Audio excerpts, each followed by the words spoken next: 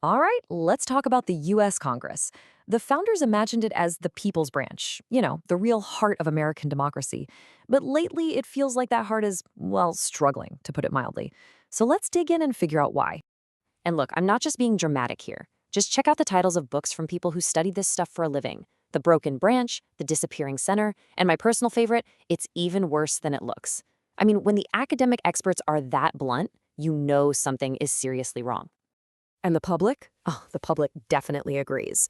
According to Gallup, way back in 2007, congressional approval was already at a dismal 14%. But it didn't stop there. By 2012, after years of partisan gridlock, that number just cratered to an almost unbelievable 10%. That's not just being unpopular, that's a full-blown crisis of confidence. So that really is the big question, isn't it? How did the institution designed to be the voice of the people become one of the most disliked parts of American politics? To really get to the bottom of today's dysfunction, we actually have to rewind the clock a bit. Our story doesn't start with the Founding Fathers. Nope, it really kicks into high gear in the pretty recent past, with a political earthquake that completely rewrote the rules of the game in Washington. The year was 1994. After 40 years, think about that, 4 decades, in the minority, the Republican Party, led by a guy named Newt Gingrich, just swept into power in the House. And this was not just a routine changing of the guard. It was a beginning of a brand new, deeply polarized era. And right after that 94 takeover, the battles just got more and more intense, leading directly to the impeachment of President Clinton. Now, there was this brief, powerful moment of national unity after the 9/11 attacks, but those deep divisions, they were still simmering right below the surface. And sure enough, by 2006, the pendulum swung back and the Democrats regained control.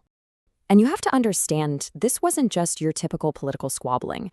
At its core, this was a fundamental disagreement over the entire philosophy of government. We're talking about huge divides on what the government should even do and for who. The impeachment of President Clinton, that was really the ultimate symbol of all that hostility. So what happens when the shoe is on the other foot? When Democrats take back Congress, and pretty soon after, the White House? Does everything change? Well, it's complicated. Okay, this is fascinating because it's like looking in a mirror.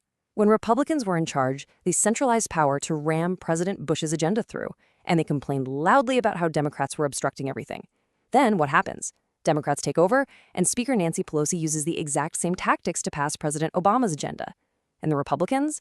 Well, now they're in the minority, and they use the very same obstructionist playbook they used to criticize. The roles flipped, but the tactics, they stayed exactly the same.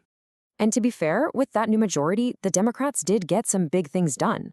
They passed a massive economic stimulus package, and of course, their landmark healthcare reform bill, the Affordable Care Act. But that intense opposition meant other huge priorities, like a major bill on climate change, were just dead on arrival. And getting that healthcare bill passed was anything but easy. The Democratic majority was razor thin, and it was always being threatened by its own members, these so-called blue dog Democrats from more conservative areas. Then their filibuster-proof supermajority in the Senate, which they needed to get past all the roadblocks, just vanished when Senator Ted Kennedy passed away. It was an absolute nail-biter right up to the very end. But that fragile majority, it didn't last. The 2010 midterm elections saw Republicans roaring back into control of the House, and this set the stage for a whole new level of divided government, one that was all about high-stakes confrontations. And the opposition's game plan was not subtle. The Senate Minority Leader at the time, Mitch McConnell, just came right out and said it. His number one goal was to make Barack Obama a one-term president. So this wasn't about compromise or finding common ground anymore. This was about total political opposition. And that strategy quickly zeroed in on something that used to be totally routine, raising the debt ceiling. Now, all this is allowing the government to pay for things Congress has already bought and paid for. It's like getting your credit card bill and having to vote on whether to pay for the stuff you already charged. For most of history, it was a simple, boring vote. But not anymore. In 2011, this thing turned into a full-blown crisis. Speaker John Boehner demanded $1 in spending cuts for every dollar the debt limit went up. President Obama tried to negotiate a grand bargain, but it all fell apart because many in the opposition refused to accept any tax increases, period. The United States came just days away from defaulting on its debt for the first time ever before a frantic last-minute deal was struck. And that deal? It basically just created a super committee to try and solve the problem later. So, how'd that super committee do? It failed completely. It just fell apart, accomplishing absolutely nothing because it was paralyzed by the exact same divisions it was supposed to fix. Kicking the can down the road just didn't work. And its failure triggered these massive, automatic spending cuts across the government. It was a whole new level of dysfunction. Wow. So after that whirlwind tour of gridlock and standoffs, it's really easy to just blame the politicians, right? But to really get what's going on, we have to look past the personalities and the politics of the day. We need to look at the design of the machine itself. To really make sense of all this conflict, it helps to break Congress down into three fundamental pillars. Once you understand these, all the political fighting starts to make a little more sense. First up, its powers. These are the huge constitutional authorities given to Congress. You've got the power of the purse, the ability to tax, to spend, to borrow money.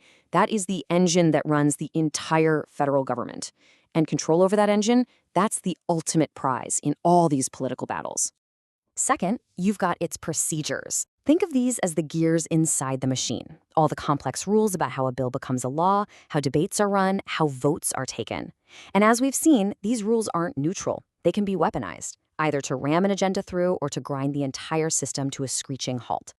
And finally, there are the pressures. You know, members of Congress don't make these decisions in a vacuum. They are constantly being pulled in a million different directions by voters back home, by their party leaders in Washington, by the president, by powerful lobbyists. Juggling all those competing demands is a huge source of the tension and conflict we see every day. Which kind of leaves us with one last big question. Is all this gridlock, all this bitter conflict we see today, is it a modern bug in the system that needs to be fixed?